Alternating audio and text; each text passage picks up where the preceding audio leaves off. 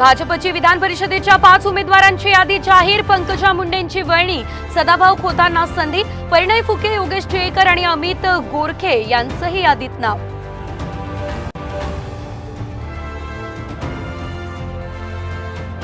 दीक्षाभूमीवरील पार्किंगला आंबेडकरी अनुयायांचा कडाडून विरोध, आंदोलकांकडून तोडफोड आणि जाळपोळ, वादानंतर कामाला स्थगिती। देवेंद्र फडणवीसांची विधानसभेतून मोठी घोषणा।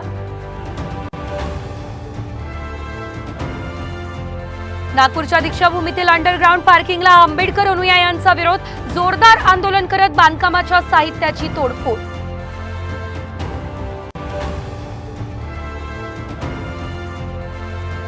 पेपरफुटी विरोधातलं विधेयक याच अधिवेशनात मांडण्याचा सरकारचा प्रयत्न, विधानसभेत उपमुख्यमंत्री फडणवीसांची घोषणा।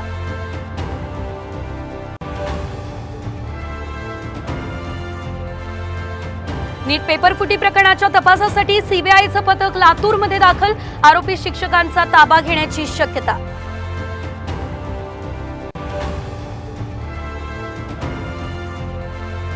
सीएससी चालक 100 रुपये घेतो, मात्र शेतकऱ्यांचे 2-5 हजार वाचतात। नाशिकचे पालकमंत्री दादा भुसेंकडून शेतकऱ्यांच्या लुटीचं अप्रत्यक्ष समर्थन।